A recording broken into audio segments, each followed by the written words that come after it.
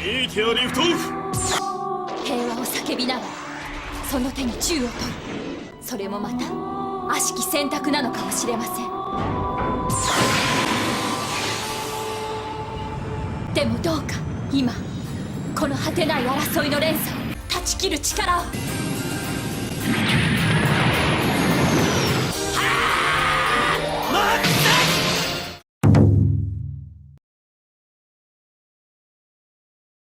위키피디어입니다.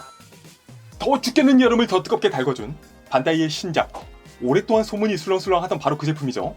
기동전사 건담 시리즈의 대물, 반다이 메탈빌드 미티어입니다. 네, 미티어, 모빌 슈트 임베디드 택티컬 인포서의 약자라고 주장하는, 원작 속에서 모빌 슈트와 결합해서 막강한 화력을 뿜어내었던 거대한 암드 모듈인데요. 이전 선대로는 건담 3호기 덴드로비움, 이후로는 지혜남즈 등등이 있었던 건담을 코어로 대물 기체가 완성되는 그것의 3부작 중 하나라고 할 수 있겠습니다.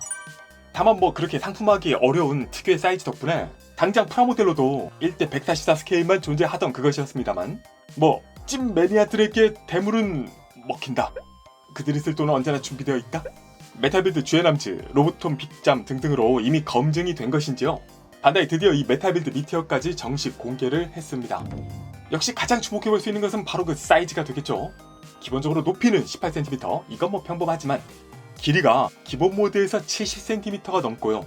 모빌슈트 도킹 모드에서는 86cm로 확장. 그리고 빔소드 이펙트 파츠까지 장착했을 때는 1.2m, 1m급 건담이 탄생하게 됩니다. 네, 물론 길이에 몰빵한 감이 있긴 하지만요. 이전에 다른 대물들 만져보신 분들은 그 길이를 달성하는 것 자체가 굉장하다는 걸 아실 겁니다.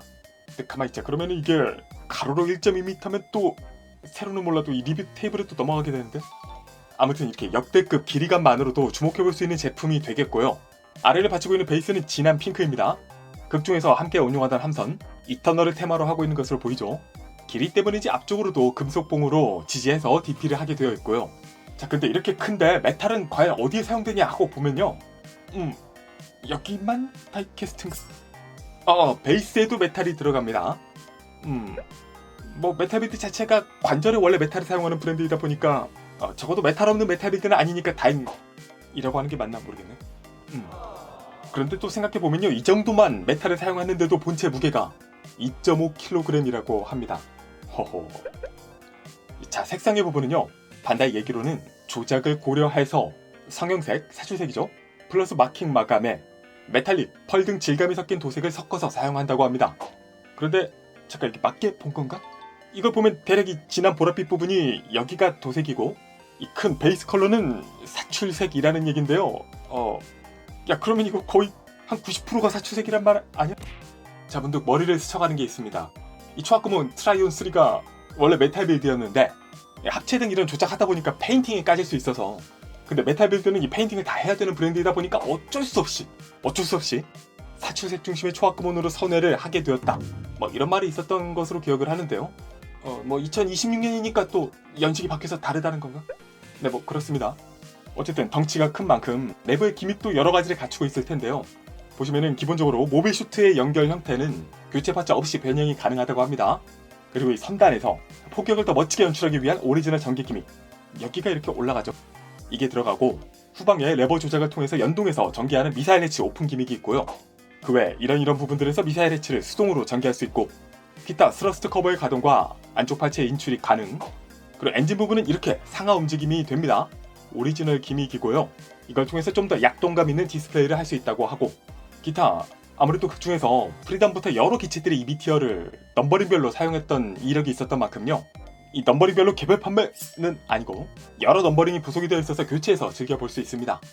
네, 그래서 호환되는 기체들은 메탈빌드 프리덤은 물론이고요, 스트라이크 프리덤, 아스트레이 레드 프레임, 저스티스 건담 등등뿐만 아니라 극 중에서 등장하지 않았지만 에일 스트라이크, 포스 임펄스 건담의 연결도 가능하다고 합니다. 요약하자면은 호환 이렇게 많이 되니까 하나라도 있으면 사세요. 플러스 여러 개 이렇게 가능하니까 여러 개 사셔도 좋습니다 라는 뜻이겠죠. 뿐만 아니라 이 미티어 보드가 크고 빠르고 해도 아무래도 원작에서는 타겟이 커진다는 약점도 있었는데요. 오리지널 기믹으로 앞부분의 포신을 분리한다든가 등등으로 약간은 좀 더 간소화된 버전을 즐겨볼 수도 있습니다. 이때는 이 연결부를 이렇게 잘 마감하게 되죠. 근데 오리지널이 이게 단가? 네, 그리고 빔소드 연출은 원작처럼 이렇게 해줄 수 있습니다. 이 박력은 정말 인정. 네, 그리고 가격은 88,000엔. 그리고 공개되었던 국내 가격은 근 100만 원에 달하는 가격이 됩니다. 자, 지름의 냉정과 열정 사이. 그래, 일단 도색이 설명대로면 물론 마킹이 많긴 하지만 기본적으로 프라의 약간 부분 도색 한 정도가 될 것이고, 메탈 함량. 그래, 이건 뭐 어쨌든 무거우니까 넘어갈게. 당연히 건담은 안 들어있고 기믹 이것저것 있긴 한데 묘하게 이게 가지수가 적어서인가? 지혜남즈 때처럼의 뭔가 정석이 느껴지진 않아요. 자, 그런데도 100만 원을 태울 거냐는 갸우뚱이 당연히 있습니다. 있는데 뭐 반대로 이놈의 지름 열정신께서는 다른 거 모르겠고 미티어 1대 100 스케일 완성품 대물 시드 나온 게 지금 몇 년인데 공개되는 것도 못 보고 죽은 사람들도 많다고. 네, 뭐 이런 한 번뿐인 인생이라는 욜로 열정신의 유혹 역시도 존재한단 말이죠. 그래서 뭐 오타파 건담올릭 리뷰 보고 만족할 것이냐, 아니면 내 손으로 직접 만져보고 직성, 궁금증 다 풀어볼 것이냐. 그래, 결정했어. 여러분들도 모두 현명한 선택 되시길 빌면서 위키피규어였습니다. 위키